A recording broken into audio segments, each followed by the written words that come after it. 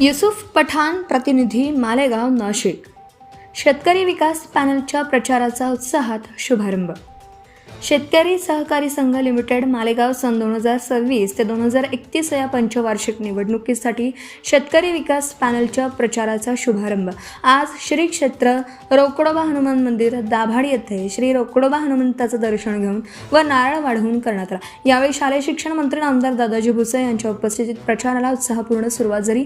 निवडणुकीत शालेय शिक्षण मंत्री माननीय नामदार श्री दादाजी भुसे व नांदगाव विधानसभा मतदारसंघाचे आमदार माननीय श्री सुहासन्ना कांदे यांच्या नेतृत्वाखाली शेतकरी विकास पॅनल निवडणूक मैदानात उतरला असून शेतकरी हिताला प्राधान्य देत संघाच्या सर्वांगीण विकासाचा संकल्प घेऊन ही निवडणूक लढवित आहे. यावेळी बोलताना नामदार दादाजी भुसे यांनी सांगितलं की शेतकरी विकास पॅनलच्या माध्यमातून संघाला पुन्हा उभारी देण्याचा संकल्प करण्यात आला आहे. शेतमाल खरेदी विक्री, रासायनिक खते, कृषी निविष्ठा, शेती अवजारे, ट्रॅक्टर व कृषी यंत्रसामुग्री सेवा, शेतमाल प्रक्रिया उद्योग तसेच विविध व्यवसाय पुन्हा सुरू करण्यासाठी प्रयत्न केले जाणार आहेत. सोयगाव, सटाणा नाका, झोडगे, आघार, कळवाडी, निमगाव व उमराणे येथील संघाच्या मालमत्तांचं नूतनीकरण करून शेतकऱ्यांसाठी सुविधा केंद्र विकसित करण्याचाही संकल्प करण्यात आला आहे.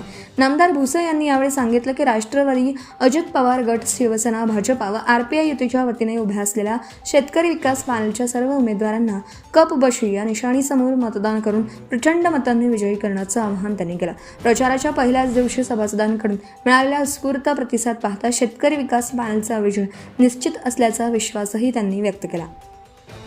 प्रसंगी कृषी उत्पन्न बाजार समितीचे पदाधिकारी, चेअरमन, व्हाईस चेअरमन, संचालक, नगरसेवक, शेतकरी विकास पॅनलचे उमेदवार, पंचक्रोशीतील शेतकरी, सभासद तसेच विविध क्षेत्रातील मान्यवर मोठ्या संख्येने उपस्थित होते.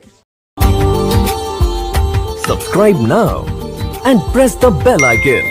Never miss an update.